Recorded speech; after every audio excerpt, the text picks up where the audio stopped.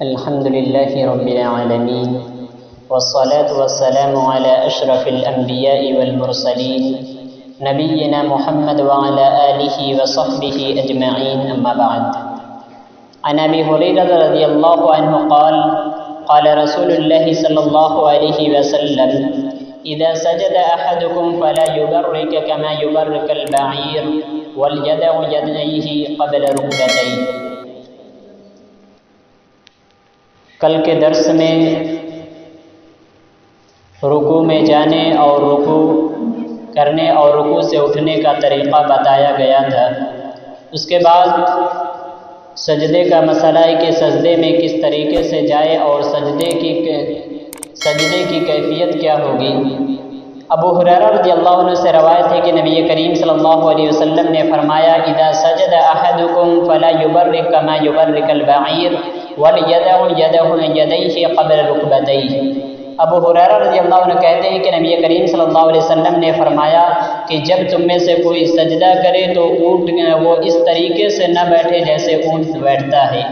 وَلْيَدَعُ يَدَيْهِ قَبْلَ رُكْبَتَيْهِ، اور اپنے ہتھیلیوں کو اپنے دونوں ہاتھوں کو گھٹنوں سے پہلے رکھے. ابو ہریرہ رضی اللہ عنہ نے نبی کریم صلی اللہ علیہ وسلم کے قول کو اس جگہ نقل کیا، لیکن اس میں اختلاف ہے کہ پہلے گھٹنا رکھا جائے یا پہلے ہتھیلی. اسی طریقے سے ایک وائل بن حجر رضی اللہ عنہ کی روایت ہے جس میں انہوں نے نبی کریم صلی اللہ علیہ وسلم کا طریقہ بتایا کہ رأیت رسول اللہ صلی اللہ علیہ وسلم اذا سجد وضع ركبتيه قبل يديه، کہ میں نے نبی کریم صلی اللہ علیہ وسلم کو دیکھا کہ وہ اپنے ہاتھوں سے پہلے گھٹنوں کو رکھا کرتے تھے. تو ان دونوں حدیث میں تضاد ہے. ابو ہریرہ رضی اللہ عنہ کی روایت میں نبی کریم صلی اللہ علیہ وسلم نے پہلے ہتھیلی رکھنے کا حکم دیا، اور اسی طریقے سے وائل بن حجر رضی اللہ عنہ کہتے ہیں کہ میں نے نبی کریم صلی اللہ علیہ وسلم کو پہلے گھٹنا رکھتے ہوئے دیکھا. تو ان دونوں حدیث کی تطبیق میں حافظ ابن حجر رحمہ اللہ شرح فتح الباری میں لکھتے ہیں، صحیح بخاری کے شرح فتح الباری میں لکھتے ہیں کہ جو سجدہ میں جانے کی روایت ہے جس میں نبی کریم صلی اللہ علیہ وسلم نے پہلے ہتھیلی رکھنے کا حکم دیا ہے، تو وائل بن حجر رضی اللہ عنہ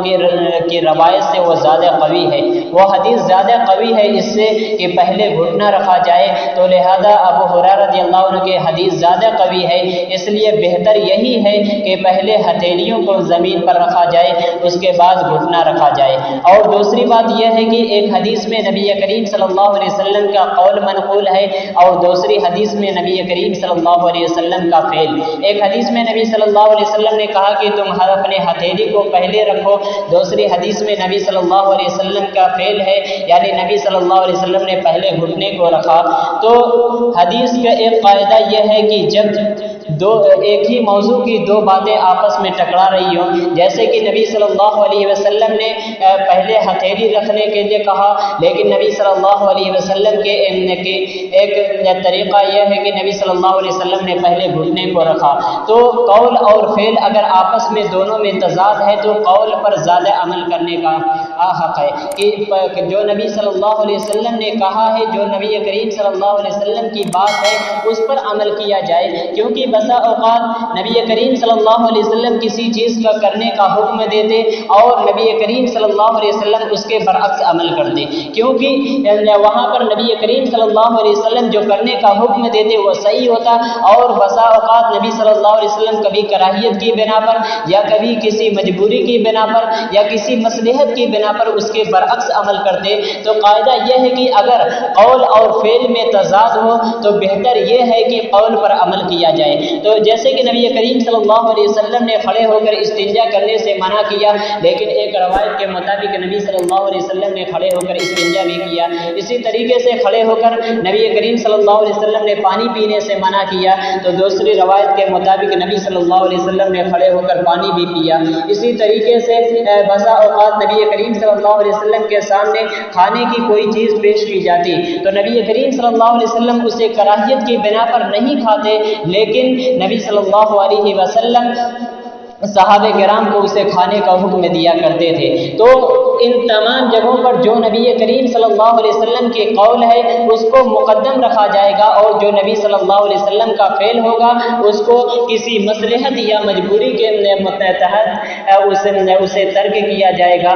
اور اس کو کسی مصلحت کی بنا پر رکھا جائے گا۔ تو یہاں پر نبی صلی اللہ علیہ وسلم کا جو قول ہے، جو نبی کریم صلی اللہ علیہ وسلم نے کہا کہ تم جب سجدے میں جاؤ تو پہلے اپنے ہتھیلیوں کو رکھو، تو افضل اور بہتر طریقہ یہی ہے کہ جب سجدے میں جایا جائے تو پہلے اپنے ہتھیلی کو زمین پر رکھا جائے۔ تو یہ سجدے میں جانے کا سنت طریقہ ہے جو نبی کریم صلی اللہ علیہ وسلم کے حدیث کے مطابق ہے، جو نبی کریم ابو ہریرہ رضی اللہ عنہ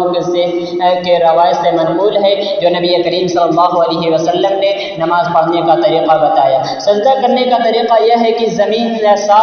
اپنے سات اعضاء کو زمین پر رکھا جائے، سات اعضاء کے ذریعے سے سجدہ کیا جائے۔ نبی کریم صلی اللہ علیہ وسلم کی حدیث سے جیسا کہ مروی ہے، اور وہ سات اعضاء پیر، گھٹنا اور دونوں ہتھیلی اور ناک اور پیشانی۔ حدیث میں ناک اور پیشانی کو ایک ہی شمار کیا گیا ہے، تو اس کے مطابق سجدہ کرنے کا جو طریقہ ہے وہ یہ ہے کہ سات اعضاء کو زمین پر رکھا جائے۔ جب ان سات اعضاء کو زمین پر رکھا جائے گا تبھی سجدے کا حق ہوگا، اور سجدے کا حق ادا ہوگا تبھی مکمل طور پر سجدہ ہوگا۔ اسی طریقے سے سجدہ سے اٹھنے کے بعد سجدہ میں جو دعا منقول ہے وہ کئی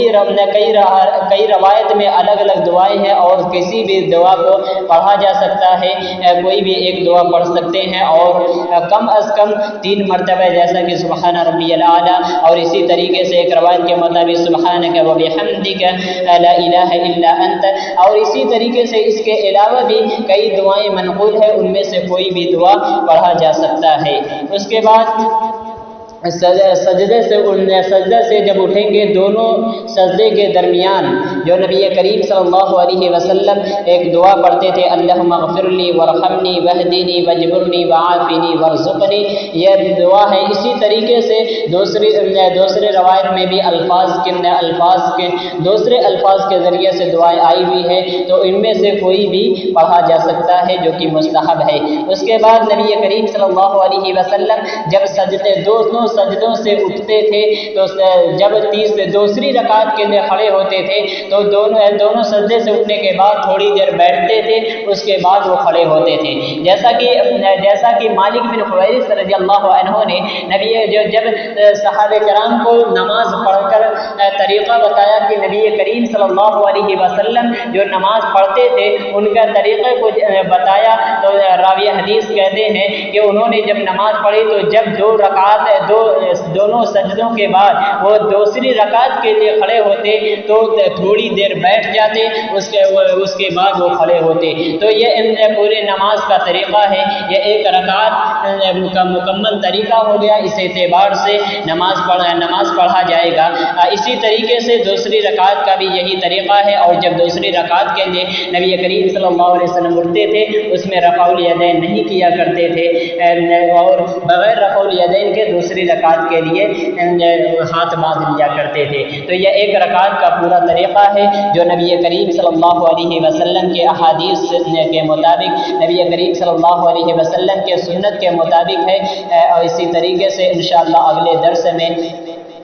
تشہد کا طریقہ بتایا جائے گا۔ یہ ایک رکعت کا پورا طریقہ ہو گیا، اور اسی طریقے سے دوسری رکعت میں بھی اسی طریقے سے پڑھا جائے گا۔ انشاءاللہ اگلے درس میں تشہد اور اس